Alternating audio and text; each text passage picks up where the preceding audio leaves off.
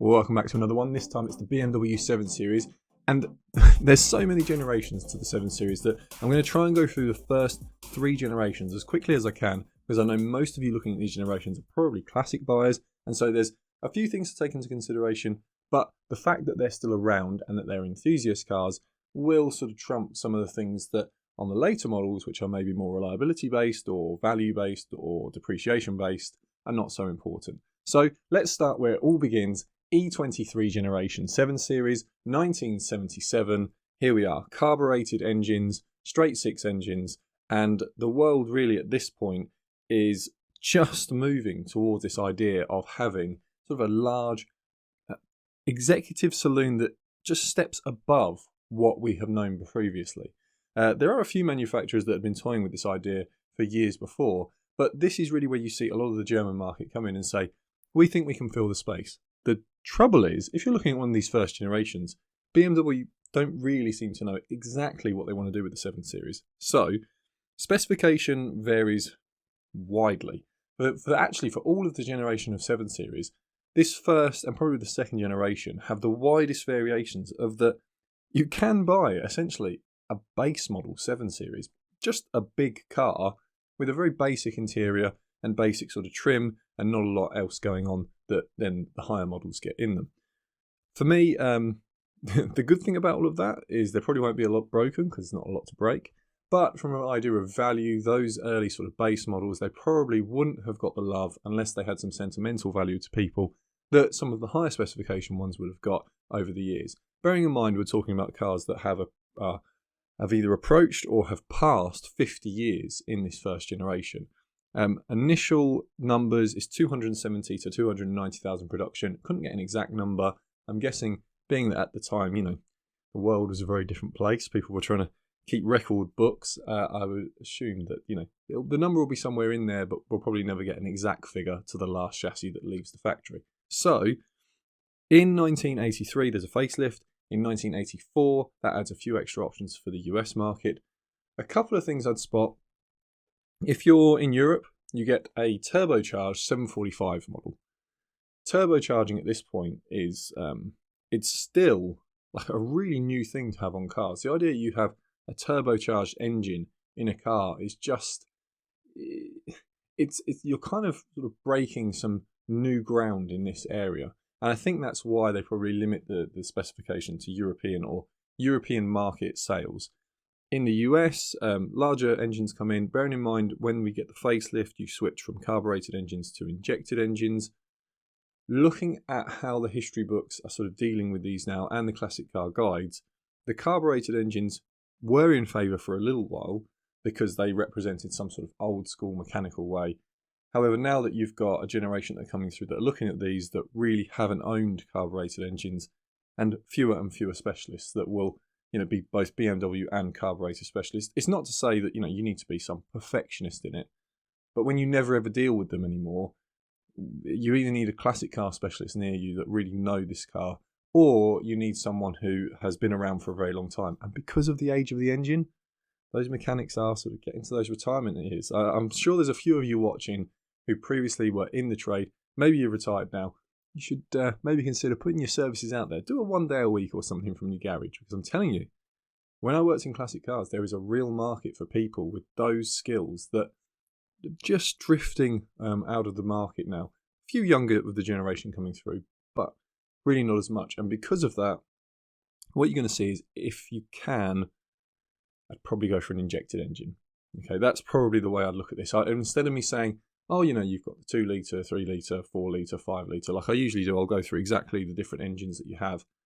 I'd say probably turn towards an injected model. However, it really isn't the engines that are the most important thing to look at on the first generation. It's rust. You want to check wheel wells. You want to check under the boot floor. You want to check the sunroof drains. You really want to check the shell of the vehicle as best you can, because these vehicles have got to a point where the parts in them have more value than the shell a lot of the time, because a lot of the shells have just destroyed over time, or they've just beyond repair, and because of that, the shell goes, but people still want to keep their car, and so they get good parts out of low mileage cars that maybe were being kept in areas where there was a higher rust chance, and so the parts in them then all get stripped out.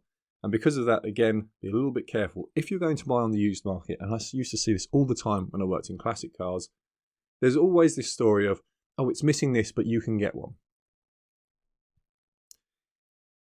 If you can, try and avoid that. What I usually found was, if the person who owned it couldn't get it, then you're not going to be able to get it. There's always a story of, oh, we've seen so-and-so parts, you know, and you can get them from here, and there's a German specialist, and you can order it in. It's like, well, if that's the case, why didn't you do it? A few times there will be very, very genuine reasons for that. And usually it's because someone has had a vehicle in a barn. It was great-grandfathers, grandfathers, fathers, whatever, mothers, grandmothers. I'm sure they would have liked a 7 Series too. But for whatever reason, it's been kept there. Was a bit broke on it, 20, 30 years ago. No one's even looked for it. And then someone's done a quick Google and said, oh, actually we could get it, but we're not going to drive it. We've left it there. Those are probably the only times when actually that story is really genuinely true. I'll give you a very quick example. I remember going out to a guy who was doing photography and a whole sort of setup for his classic car he was selling. And there was a weather strip around the boot seal. And he said, oh yeah, you can get them. And I looked at it and it was really swollen, this thing, and it really looked bad. The rest of the car was so well done. But the boot seal was just this swollen bit of rubber, really old, pretty brittle, and it looked terrible on the car. So when he said, oh, you can get one, I said, do you want to source one? Because it will probably, increase the value of the car, because you can see it on the pictures. And he said, oh, no, I haven't got the time. Fair enough, people are busy. But when I sort of then looked into it to do the description, I had to say, yeah, the weather seal's gone and you'll have to find it yourself. I didn't want to go saying it will be easy like he had told me, because clearly, after a quick search, it was something that would take a specialist. You could probably get one custom done, but it wasn't going to be ring a guy and he'll send one out to you the next day. So just bear that in mind with these older cars. If you find one with rust, if you find one that needs body panel repair and someone says, oh, you can still buy XY bits, they probably mean that you can still buy bits that have been cut out of older cars rather than a brand new panel still being forged somewhere. Maybe not the case, depends where you live, but just be really, really careful. And I say the shell on these early ones, is probably the most important things, because engines, especially if they're the injected engines, they'll be able to be kept. And from what I understand of the engines on this, most people consider them to be fairly reliable. And because of the day and age they were created in, there's not really a lot to go wrong outside of just age now. So that's the E23 generation. Let's jump to the next generation, E33. So 1987 to 1994 production. And if I'm honest, this is the car for me. The first generation is a little bit collectible and desirable because it's the first one. But in this generation, BMW really makes some history. M30, M60, M70 engines, if you can, and I think where the people who will want to really keep these, M60 and M70, so that's a V8 and then a V12 engine. Now you have an inline 6, it's a good engine, and if you can find a really nice condition one of these with an inline 6, there's no reason why you shouldn't go for it. But there's a couple of real historical moments for the brand going on here. The V8 is the first time they've put a V8 back in a car for 20 years when they released this. I think it was the 501 model, maybe 501, 502 that had a V8 before it. The V12, it's the first post-war car from BMW with a V12 engine. It's a real step in the country and the company's history to be able to say, okay, we've moved past an element of our history. The V12 engine is back. I'm not trying to make too much of a connection here because, of course, it is just an engine in a car. But the point being that for the company, there was an element of saying, we're back in business. We're back doing what we love. We've put big V12 in a car, and it's now going to be our flagship model. And what we'll find throughout the production years now is this is the flagship. So if you can get an M70 engine, you own, say, the first V12 from the brand post-war, but also the first of the real sort of flagship models to come out. Reliability-wise, these are going to have been tinkered with heavily over the years. Overall, I don't see them being a hugely problematic car. It's more of a case of they're in that era when car manufacturing is starting to step up. It's starting to go from a little bit of an old way. Computers are kind of getting involved. They're nowhere near what we have in the 2000s, but they're starting to take effect for engineers. And engineers get to do more and more testing. And because the technology isn't quite what we have today, where they can say, well, how can you make it last 10 years and not a minute longer? They just make everything last as long as they possibly can. And so in this second generation, I always feel when I see this second generation that it really stands out amongst the 7 Series. It's not to say the other 7 Series are not great cars, but when I see this particular one, I look at it and I think, I understand it means something to the brand. It's not just the fact that the 2 engines have come back in. They were able to really pump it full of specification and say, this is the flagship of BMW. When you buy a BMW, this is the sort of essence of all of our cars put into this top model. And it works for the brand. This is where you start to see a lot more sales coming through for the lower trim cars. And lower trim is a bit unfair considering, you know, we're talking about saloon cars that become premium vehicles over the years, but you get the idea. This is the top trumps, and with a V12 in it, it's just something special. Unfortunately, you will pay for that though. So, are you going to use this as a daily vehicle? If you are, then kudos to you, because I think more people should drive around in 90s vehicles, especially as we look at different fuels that can be used in classic cars, and more of this sort of carbon neutral fuel that can be used in them, meaning that, you know, maybe you don't have catalytic converters and everything else, but it can be made cleaner than it originally was. Of course, it's not going to be a brand new hybrid Corolla, but it still could be better, and you get to enjoy something that, I just think this era of motoring, you know, a driver's car, big saloon, a luxury car, and engines that are sort of built just to last as long as they can possibly make them. I think suspension issues are actually more what you're going to find, because at the end of the day, a 40-year-old car will have needed to have had its suspension replaced, and if it wasn't done, it's probably affected other components, and somewhere along its life, people have been shown a very big bill and just not wanted to do the work. And because of that, work has been done piecemeal. Bits of it then wear out because it's sort of, you've got a worn component on a brand new component. These probably going to need, if they haven't already had it, an overhaul. And if you're willing to do that, you could have a really good car to drive around in. I would, if I was using it every day, I'd probably look at an inline 6. But if I didn't have to use it every single day and I had to rely on it, a V8 and a V12 would just have to be the pick. They're just so iconic for the brand. So, first generation, second generation. Now it's the third generation, the E38. And this is the one where diesel engines come into the mix. This is the first one actually where there is a buyer's guide on the channel specifically for the car. So if you sort of watch all this and you think, oh, I'd really like a lot more details because I really think I'm going to buy one, I will link up below, and there's probably already been a card that you can click on later. Come back to it and you'll be taken to the buyer's guide for this one.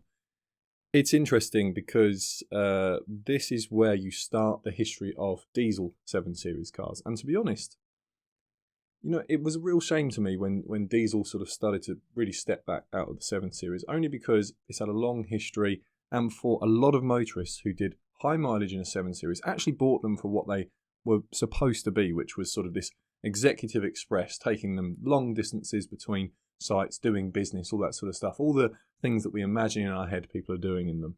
The diesel engine made a lot of sense, and in this generation, they're pretty robust engines. I do go into more detail in the guide, but what I'd say is, apart from some, I think it's a fuel regulator and a couple of things around sort of combustion and age and some of the rubber components, there really isn't a lot to say about the diesels apart from they work, they generally keep working. The only problem today is they'll probably have a lot of mileage on them. So it's one thing to think about. Probably, you know, if you can get a low mileage one, great. Although you don't want it too low mileage, because then it probably hasn't been used for a long time and there might be other problems with it. So there's a real sort of trying to find a middle ground between them. However, the petrols are a little bit more difficult. So there is a 6-cylinder on the 2.8 model, 728i, then a load of V8s, then the V12. I think I say this in the guide. I leaned more onto the 2.8 model, so it's a inline 6 engine. Basically, it's just a reliable old motor. Just does the job. Doesn't have a lot to say about it. I think it's the same in the guide. There's just not a lot that I can sort of say is bad about it, apart from the fact it does need regular upkeep, and again, being that it was the base model, sometimes people just skimped out a little bit on the servicing, so you have to be a little bit careful. Look through the history and check, this car's going to be over 30 years old. check that actually it's been taken care of properly. Okay. In fact, actually, I think they continued this up until 2000. So you will find some that are still, I mean, they're still going to be 25 years old, even if the very, very latest one is going to be 25 years old. So yeah, the servicing aspect is going to be a real thing to look out for on this model. The V8s need maintenance, and they have some issues in them that will need you to spend money. However, you may find that people have already done that, and if they have, then they can be a safe buy. But there's a lot of things you need to look out for on them and see, have they had it done 10 years ago or 2 years ago? Because that will make a big difference as to what you're going to face. Power-wise, they are a step up, and you go sort of, the V8s really cover a wide band of engines. I think I say in the guide that the 740 would tempt me. Ultimately, though, there's a V12. If you can, harder to find, and you'll probably have to be very, very open about the specification, i.e. colours, interior, what someone specified it to have brand new. You have to put all of that to the secondary and say the V12 is first, because there just aren't going to be a lot on the used market, and perfect ones can sell for a lot of money. So, you know, it's an odd generation, this, because you kind of look at the base and you say, they've done that really, really well. And then you look at the very top one and you say, that's worth owning. And in the middle, there's a lot of V8s, and you kind of go, they're well specified. They have good gearboxes with them as well. You can get them, a lot of them still offered in manual throughout most world markets. So big saloon, manual gearbox. It's just, these are the days, I think, when I think about drivers and driving cars. You know, when you see those old films and it's someone really sort of racing through the gears, and maybe they've got driving gloves on, you know, the old sort of flat cap idea, and they might be a bank robber or something, and old way of doing things where if you wanted to go fast, you had to take that car to go fast. The car could get you at speed, but it wasn't going to help you. If you wanted to control that thing, if you wanted to do a good job in it, you had to do it. This is the real last call of that generation, and you get Alpina models step in. You get a lot of other companies that are sort of offering different packs for them, different sort of tuning ability. I'd probably just stick with an Alpina one if you really want sort of something special. But yeah, this generation, I think it had a lot of people's hearts when I covered it in the guide. And as I say, for me, you could get a nice base one, as long as it's been well kept, still take it to shows, and it still stands out and looks great, and still has and represents something from the brand and an era from the brand, and the radiator is known to fail. Okay, so if it's got anything like an original radiator on it, it should have an updated one. Okay, that's what owners should be saying to you. It's got the updated radiator. If you buy one you can't tell and the owner doesn't know, just update the radiator. It's just the best thing to do, the best option to do. Or, except, you know, you want to do a full resto job on it, have a V12, own a V12 while you can, one day sell it, and be able to say in 30 years' time, when who knows what we'll all be driving or flying around in, that you had a V12 BMW once. It's the end of that generation. Now we go on to the fourth generation. So this one is a really interesting one for me. So E65 and E66. E66 is just the long wheelbase version of the E65, and you have an M54, an N52, an N62, and an M70 and an N73 for the V12. So the range of petrol engines does narrow again, so they're a bit broader on the first one because you have a ton of versions of the V8 and the V12 and a six-cylinder. This one you've got six-cylinder, you've got V8, you've got V12 again, but just narrows a little bit the variation. So you've got 730i, 735i, as it depends a little bit on market on that one, 745i, 750i, 760i, and then there is a supercharged Alpina B7. The diesels, 3 litre, 4 litre, 6-cylinder and a V8. I'll mention about the diesels first. The diesel engine, 6-cylinder, it really suits the way this car drives. No longer do you have manuals, so the sportiness, it does come out. Even the, I got to drive a B7 once, quite rare to come across. And it was on a classic car thing, and to go there and someone just said, oh, you can run up the road and back. So it wasn't a huge amount of exposure to it. But even that didn't drive in a way that the driver was heavily engaged. It was a very powerful uber saloon. It felt like it would absolutely crush a highway as you went up, say, an autobahn at whatever speed you fancied. But it wasn't something that was like a big car that you could possibly chase down a country lane anymore. It was made to feel that bit more luxurious, and you kind of get that within there. And because of that, the diesel engines, especially the 3-litre diesel, it kind of fits, it kind of suits the type of car that this is. The idea of you've got power when you need it, you want efficiency, you want to drive 600 miles or 1,000 kilometres without stopping. That's what this 7 Series really brings to the market, whereas the other ones are a little bit more as that sort of, they're still holding on to the idea of we're the driver-focused options. Yes, there's an S-Class. Yes, the Audi A8 has come out, and yes, there's a few sort of American and other European competitors, Jaguar, for example, that are able to push into this market, but we're offering the sporty version. That kind of ends. I think they realise that the market has moved away, and most drivers now, they want luxury, they want automatic, they want to be able to cruise, and none of them are really finding a back lane to cut along. It also helps that at this point they are looking at the Rolls-Royce, and they need a chassis, and they need a large chassis. That's not to say 7 Series and Rolls-Royce are identical. That sometimes gets a little bit confused. It's not like the Maybach 57 and the S-Class. The Rolls-Royce and the 7 Series are separated, and that's probably why, whereas the Maybach never really did the huge number of sales and had the market impact at that sort of very top end saloon in the market, whereas Rolls-Royce has stayed there. It is probably because although the 7 Series does have some affiliation, there's some engine sharing, for example, on the V12s,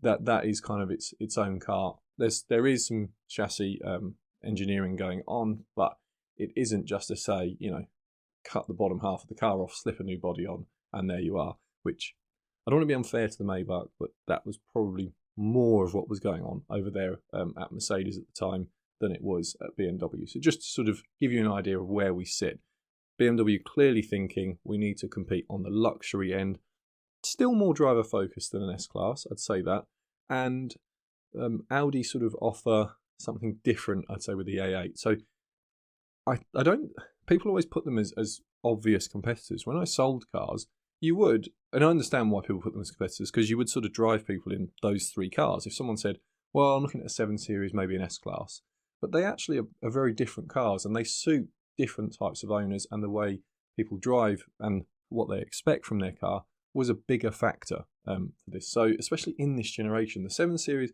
it is luxury, it is a cruiser, but BMW cannot help themselves with making it that little bit more driver orientated. You can tell just there's little touches. They put gear shifters up on the steering wheel, up in like little buttons up here, for example. When I don't know that I saw anyone ever use them.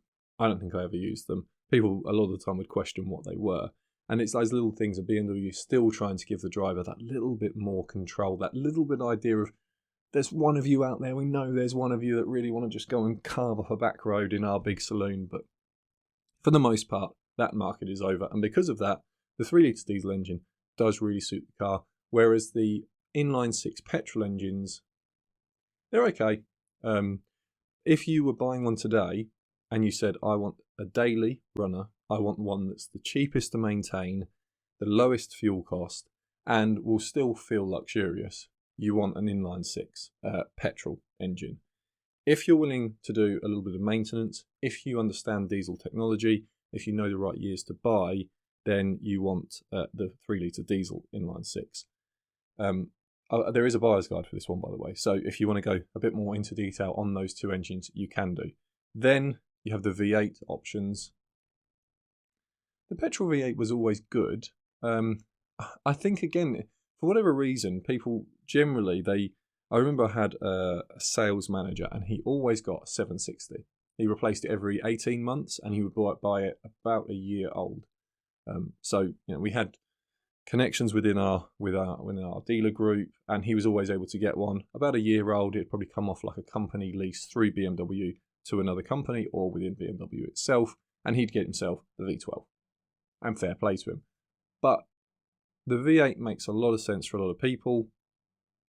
It was very attractive, especially if you're in the US. The V8 was really the seller. People did look at the 6-cylinder, but the V8 was the one that seemed to attract a lot of buyers. It sort of emanated that idea of this is luxury, this is how you drive it, this is the sound it makes, this is the way it feels, this is the power it has, and then if you want to step up, there's a V12.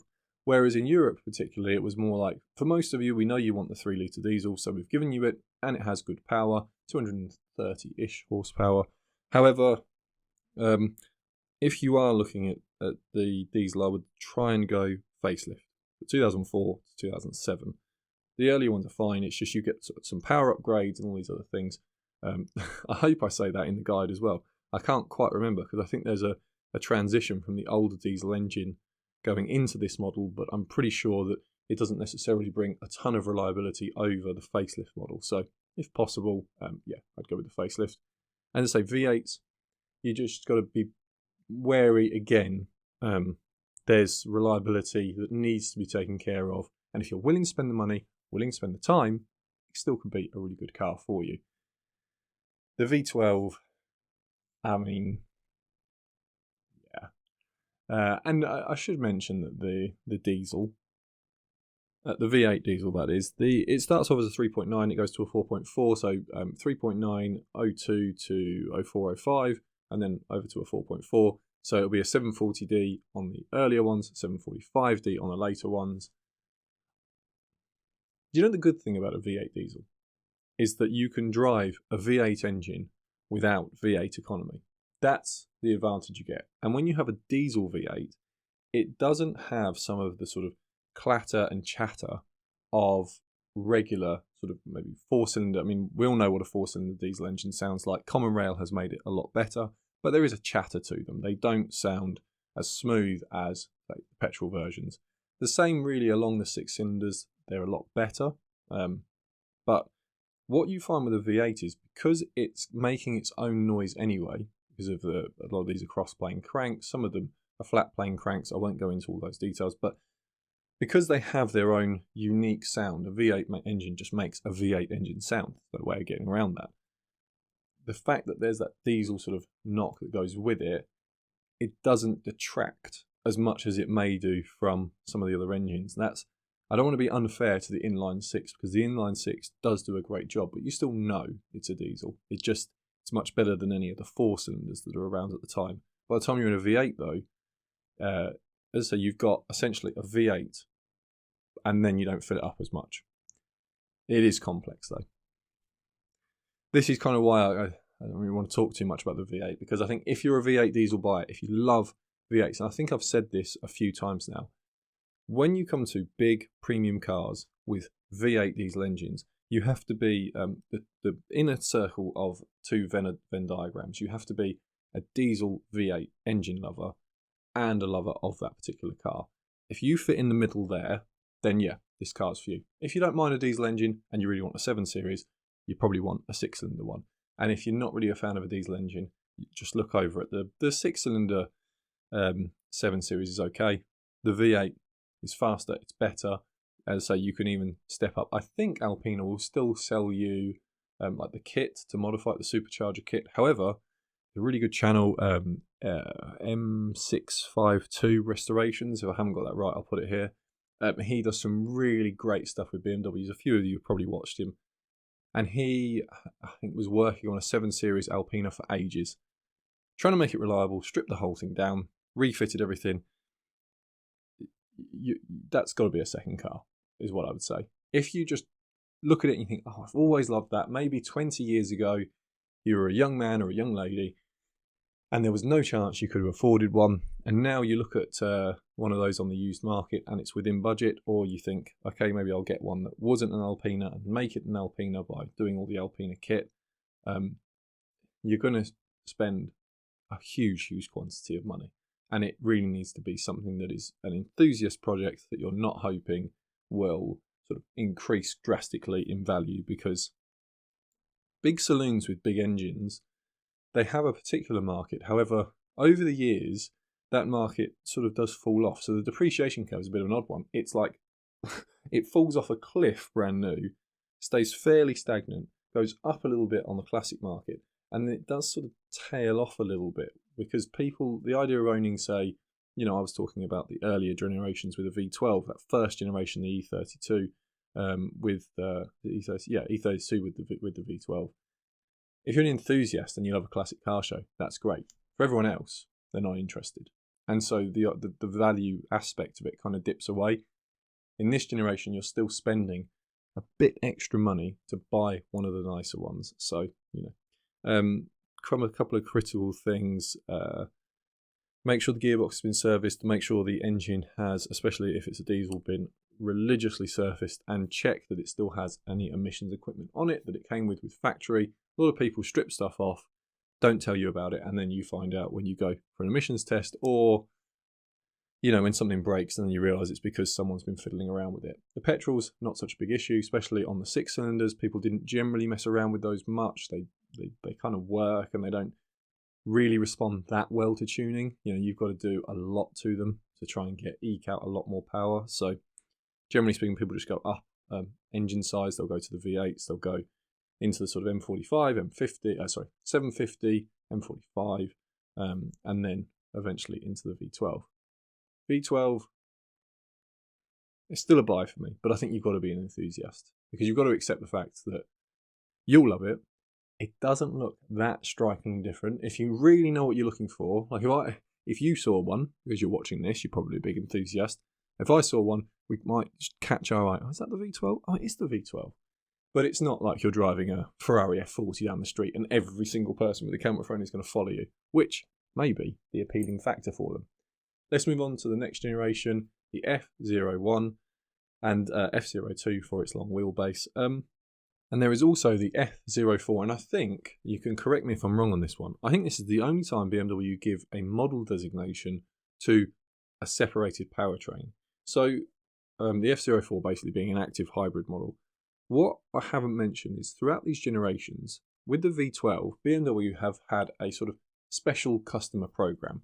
And for those customers, about 100 vehicles, they have to agree to some pretty stringent terms. It's usually they can only buy a car, and they can never buy a car.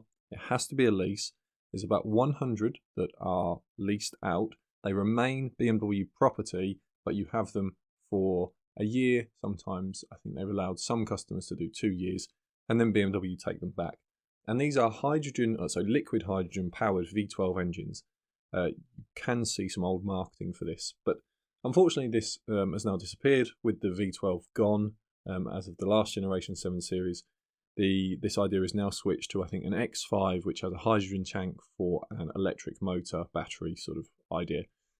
But the basic idea is that the V12s get 100 BMW owned vehicles that they'll give out to people that they have either got very friendly with, who've bought a lot of BMWs from them, or that they can sort of trust to say, look, you're a fleet buyer, we'll give you 5 of these. We know you're friends of the brand. We will need them back. We have to do a lot of testing on them. But as long as you understand that, you know, you could suddenly break down, call us if you break down. We will come out to you. And there was a lot of other sort of terms around it. Really, the public didn't get one of those 100 cars. I say that as the public, but if you'd wandered into a BMW dealer over the last 30 years and said, can I have one of the hydrogen ones? You would have probably found a salesman look like this,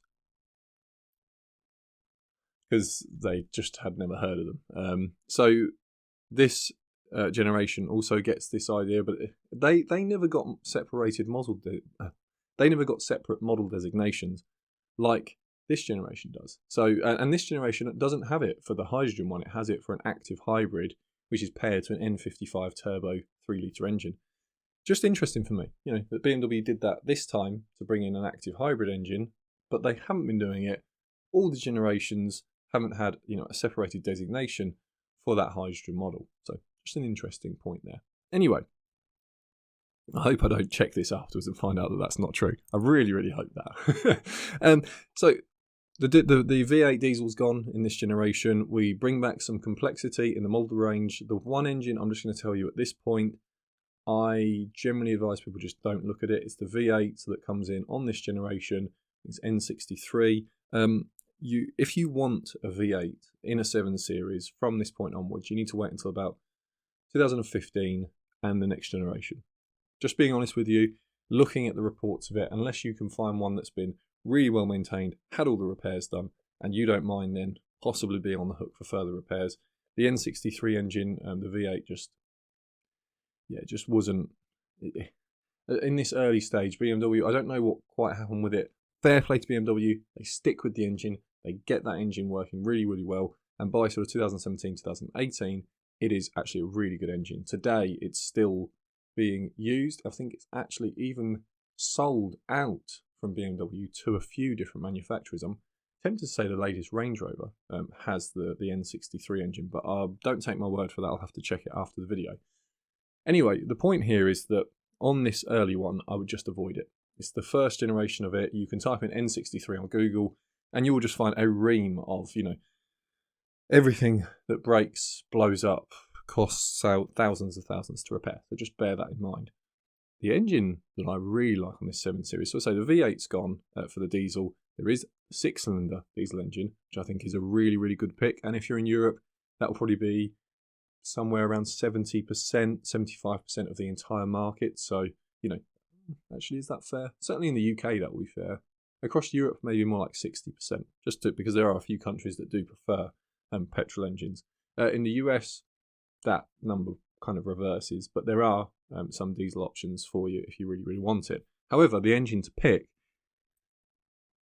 is the N55 3-litre turbocharged engine. This is bringing the torque and horsepower of what the previous naturally aspirated V8s were offering. It's offering it with a higher efficiency. You can get it in the active hybrid model. That's what it's paired to in the active hybrid.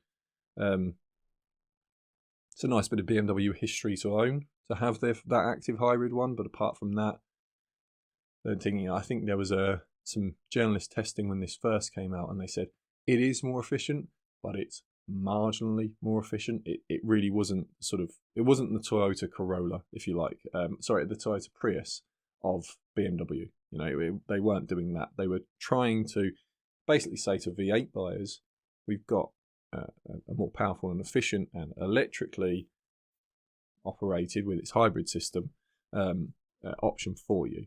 V12 sticks around. If you can get the V12, you can afford it. It's a running theme. I'm not ever going to say don't buy the V12. The V12 could be an awful engine and break down every 5 minutes. And I would still say, because of what it means to the brand, because you can't buy them anymore, because almost every single brand outside of Ferrari, Lamborghini, and one or two other sort of supercar, mega car type manufacturers have, all of them are gone apart from those. So if you want a V12, this is really where you have to look. So because of that, I'd say even if it was a bad thing to own, a bad thing to maintain, just for the drive of it, keep it, just don't expect to use it as a daily. So that covers off the V12 in this generation. But the one to have, it's fairly easy for me. Basically, because of the torque rating with the turbocharged engine, although the absolute horsepower figure isn't necessarily matching in every specification, the output and the way that you're accelerating through gears was a match. And in fact, I would say possibly just that little bit faster in sort of real world driving scenarios. On a track, for the one person out there that would be interested, probably the naturally aspirated V8 of the old generation in 750 would beat the N55, but probably would be close. In real world driving though, that N55 engine in this, it's a peach. It really is. Facelift comes along, and the facelift tries to, it's about 2012 for a 2013 model year, I think maybe 2012 model year actually. What the facelift tries to do is move the 7 Series on. So in the F01 generation, it is a very different car to the E65, but you can tell the styling is an evolution. So they sort of keep the same look of the sort of headlights. Rear lights change, but they don't change hugely. You're in the newer model, but they've tried to take some essence of the old one and bring it across. A bit similar to what they do E23, E32, even into the E38 really. There's sort of an essence of the previous model. Then you have the Bangle era car. That kind of steps away from that. It brings some essence of it, but not a huge amount. Then this one sort of keeps some essence of the previous generation. However, on the facelift, you can tell the brand has decided its new design language and it's stepping off in that direction. So there is a little bit more distinction, facelift to pre-facelift, on this generation model. I just want to step back a bit. I've actually cut this into the edit because I realised that I said that the N55 was tested, and that was the one. It wasn't so like efficient. Journalists didn't really make much of it, and I was getting confused. Sorry, they do a V8 hybrid. So there's an active hybrid for the 3 litre and an active hybrid for the V8, and it's the V8 that really, for most people, they just go, it doesn't make a lot of difference. The 3 litre, it does make some difference. Again, not enough to talk most people out of the normal one, but you will see more of them with the 3 litre than the V8 because it was a bit of a... I'm not quite sure why BMW did it with both engines, to be honest. I think it was partially that they sort of kind of saw that maybe the next generation or the facelift would go full hybrid, and so they wanted to be able to say, look, if we sell enough of these active hybrids, if the market clearly demands that all of our cars have a hybrid system, then why are we selling them without hybrids, and why are we selling a V12 anymore? Probably would have kept the V12, but it would have been sort of only order to spec, which is kind of what it becomes. So I just wanted to add that little bit in there. What I'll also mention, because in the edit I sort of tail off into talking about the Rolls-Royce Ghost, so I'll add that back in now. So I said in the previous generation, the 7 Series and the Rolls-Royce, they are deliberately kept apart. They do have some crossover in their engineering, but BMW wanted to make it very clear, this is a Rolls-Royce. This is a 7 Series, this is a Rolls-Royce. And there was a lot more put into it, even though there's some electronics, some chassis dynamics, some engines. There's a funny story, I think Chris Harris tells this, that he had the Rolls-Royce of that era, and it has the V12 engine in it, and he said, why? He gets a repair bill, and it's like £5,000. And he says, why? Well, can I not just buy the BMW part? Because the BMW part was sort of £400, and the Rolls-Royce part, which is identical but stamped differently, was £2,000. And they went, oh no, sorry sir, we can't do that. Sort of. So a bit like if you walked to Ferrari and said, didn't you get that out of a Fiat? Can I go and put that in there? And they'd probably ask you to leave. Sort of, if you could insult someone, that's how to do it. But yeah, just a little interesting story to go there. On this generation, the Rolls-Royce Ghost model and the F017 series, they are much closer related. They're not identical. Again, there's a lot of people that will just say, oh, they've just switched the badges. It's more than that happens to make Rolls-Royces stand out. However, if you drive a lot of cars, and if you got the opportunity to drive a Rolls-Royce Ghost and drive a 7 Series, you would know that they come from the same brand. Okay, that they just have elements of the driving that you can't quite tune out no matter what you do to the suspension, because you're using a lot of the same sort of dimensions and frame and everything else. So in some ways that's kind of a really nice thing, I think. Probably not the most the thing you'll shout about the most if you own the Rolls-Royce Ghost, but if you own this 7 Series, kind of something nice to think in the back of your head, that sort of entry Rolls-Royce model, it's kind of what you've got. It's not exactly the same, but kind of. You can sort of tell your mates that, and they might be a little bit impressed. Is there anything else to say on this generation? I don't think so. I'll give you my pick, because I really seriously at one point was wanting to buy one of these. They just do something so much that you could kind of see the car world was stepping away from a little bit. This, I think, is one of the last generations of 7 Series that isn't ostentatious. It's a big saloon, it has presence, but it's not screaming about itself. And as we move into the generations after, we'll start to see that possibly as an element of the markets that are now starting to buy the 7 Series much more, and possibly just for consumer demand and the new sort of styling that the brand wants to go with, this car starts to shout about itself a little bit more. And just anecdotally, I start to see a lot less of them. So I don't know if maybe BMW got it a bit wrong with what they thought the market wanted, or maybe it's just a case that in Europe the demand started to drop off, and possibly it increased in places like China, North America, Russia and other countries, and BMW were just fitting the car to the market where it had the most demand.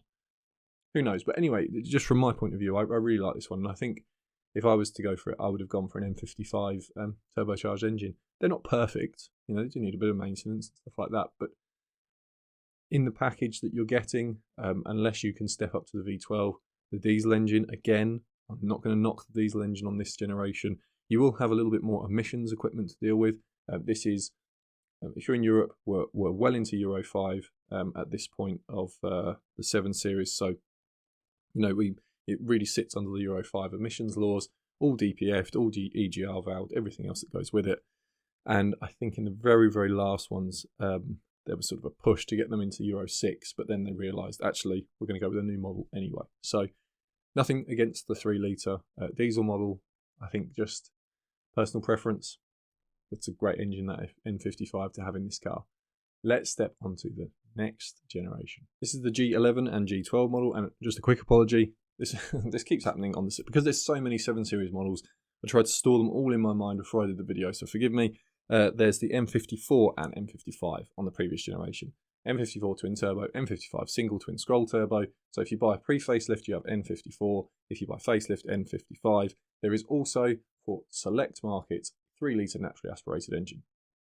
I just realised, because we step onto a different generation of engines here, I thought, oh, hold on a minute, did I not tell you that there was an update? Which I didn't. So G11, G12, the interesting thing here is, you know how previously I was talking about the idea of, oh, you kind of have a car related to Rolls-Royce Ghost, and you know there is some elements there that you can kind of tell that the two cars are related.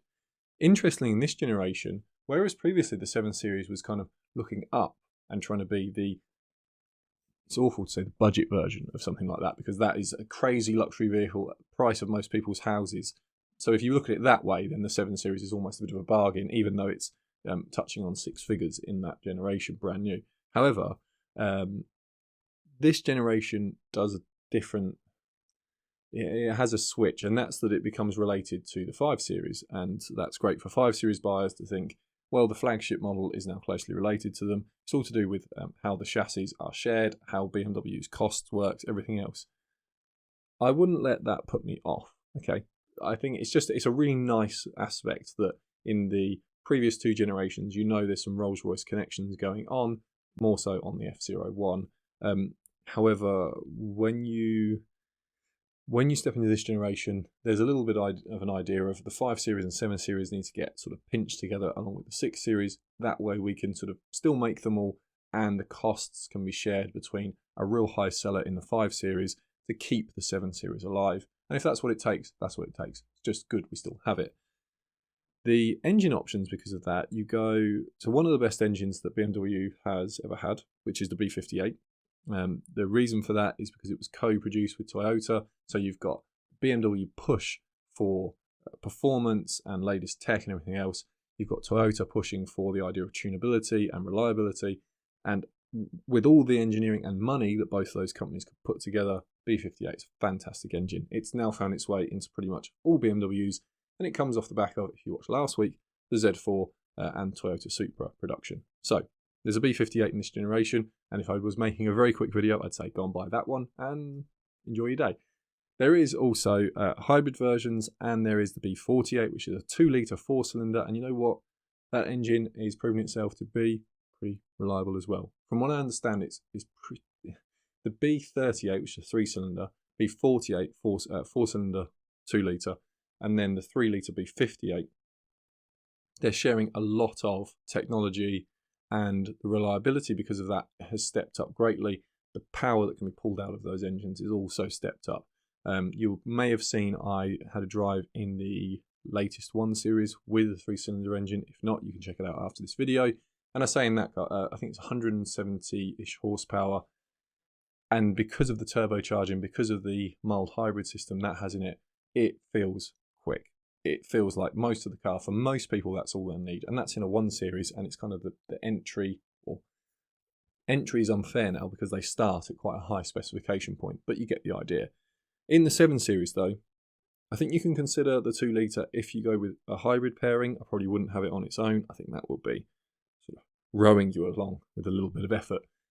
Diesel becomes difficult here. This is where the world turns against diesel, 2018 and onwards. Still a good engine, will need a bit more maintenance. Again, your Euro 6 at this point, there is a real big push to get those emissions down, and because of that, it doesn't enter all the markets that it did before with a diesel engine. And you know, the idea, I think, for most manufacturers at this time, this isn't just BMW, is that why would we invest a lot more money in our diesel tech? We will invest money, but if you see the sort of huge rises in diesel technology from sort of 2000 to 2015, you can tell the altitude on that has sort of started to level off, and that's where the spending is going to remain. They're not going to keep pushing diesel engine tech. So doesn't make it an unreliable engine, but at this point there is the push to make petrol engines more and more efficient, and because of that, well, you know, they're just that, I don't know, they make a better and better case for themselves, especially because now we're talking about cars that you may just be looking to look at on the used market, own for 3-4 years as your daily driver, something nice, prestigious, that's had a big chunk of its value taken off brand new, and you can sort of go and enjoy and have a very, very nice car that people will sort of say, oh, you're doing it right for yourself. So because of that, I sort of would turn and just say, if you can get it with a B58, you're getting all of the package of the 7 Series without a lot of the compromises that might go along with having the small engine and sort of pushing it a little bit more, even if it is paired with the hybrid system, although there will be quite a few of those on the market, especially in areas where there's been some incentivization for hybrids. You can get it, the 3 litre with a hybrid, that will probably be one of those ultimate choices where you've kind of got the power, you've got the efficiency, you've got a hybrid range as well. Everything kind of would be a tick box at that point. And if you're daily driving it and you're considering costs, and possibly you have your own charger at home and you can get some miles out of it every day, for sort of, I don't want to say free because you're still going to pay for the electricity, but if you've got a cheap tariff and it's going to be less cost per mile than running it on fuel, then yeah, the hybrid can make a lot of sense. There is still the V12, and this is the end of the V12s. I know a lot of you won't pick it for a daily driver. It's just the cost, the expense of having one is going to be huge for a lot of people. And honestly, BMW don't sell a lot. So although it has the real kick in depreciation you'd expect, it's not as bad, because if you want one, you've got to go and find one. And you can't be very picky about what you find. And you may even have it where people have done sort of custom stuff to it, or they've ordered sort of special bits from BMW originally that don't suit your taste, and it may be the only one in your market because there's just so few of them. I love the fact that it was still around. I think if you can get one and have that bit of history, fantastic, but I'd absolutely understand if you said, I don't really fancy the fuel bills or the maintenance or everything else that goes along with a V12, especially when you've got that 3 litre B58 engine offered. It just makes such a good argument for itself in this generation. The other engine that you can finally buy is the N63 V8 twin turbo engine. The one that I said don't buy on the previous generation. Now it becomes a much safer bet. BMW stick with their guns on it, and again, get a crack team of engineers on it and say, guys, yeah, we've had a few people making a lot of complaints. And the S version of the engine actually wasn't as bad. So the one that goes in the M5, that although it did have some early issues on the first, I think, F10 M5 with the S engine, I think that had some earlier issues, but BMW get onto those pretty quick. So I think they take a lot of the learnings from the V8 that has gone into the high performance 5 Series model, the M5, and they kind of realise where they're making their mistakes on that N63 engine. As I say, in this generation, this is where it becomes a decent engine again. Probably would avoid the first year, just to make sure that BMW really, got on top of every little bit. Because what most people forget about with cars is that there's a timeline the marketing team and the product team and everyone else need to fit a product into. And there'll be some engineers in there that are trying to sort of along the way say, yep, I understand we need to get it out in this timeline, but I've got a team over here and I understand what they're saying. They need an extra 6 months. They need an extra year. And there's a business decision to be made. And sometimes it's, no, it has to be out now. Every other competitor has got a car out. If we do it, we might miss the boat on this generation of sales. We have to go now. And because of that, yeah, just maybe look at that 1 year into the sales to go for the V8. But generally speaking, they really get on top of it. The only thing actually I kind of disliked about this generation from a point of view of what BMW did to it is they do step the styling into a space that we're going to see in this last generation that is just different. Let's call it different. Let's call it that. Not bad. Some people love it. So, you know, but for me, from where we were to where we're about to go, yeah, you know, it's a lot more going on. Let's put it that way. So let's step into the final generation. This is the G70 generation, where for the first time there is a 7 Series and a 7 Series electric called the i7. And so you make your pick, probably depending on what your company has told you can have or the tax laws in your country. But yeah, this is where, I don't think it will be, by the way, the final generation ever of the 7 Series. I'm just saying this is where we're at.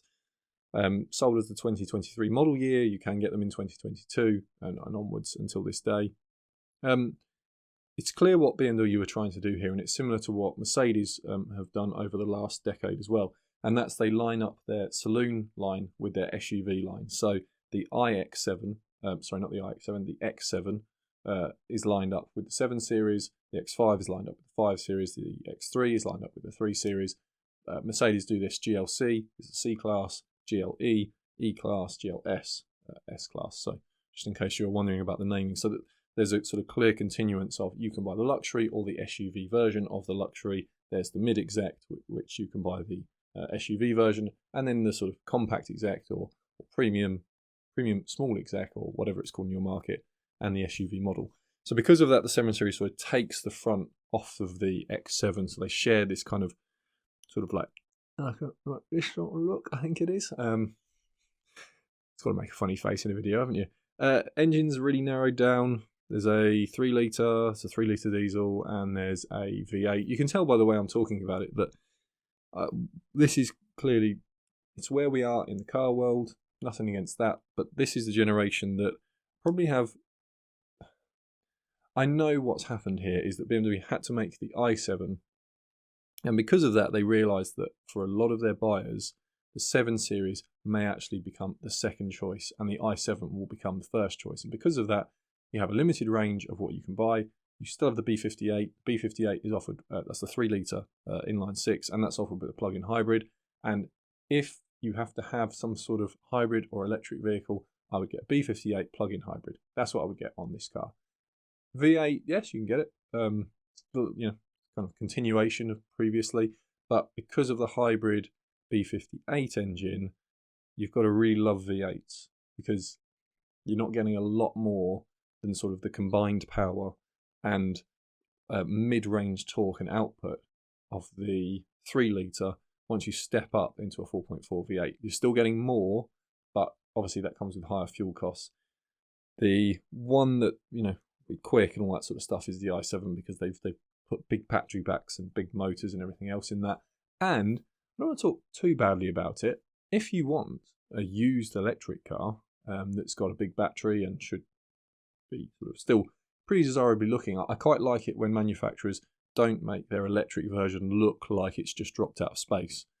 So I quite like it when manufacturers do at least make their electric version styled like a car and something like if they're still offering it a petrol version or a diesel. And you do still get a diesel engine. It's harder to recommend a diesel engine now because fewer and fewer markets get offered it.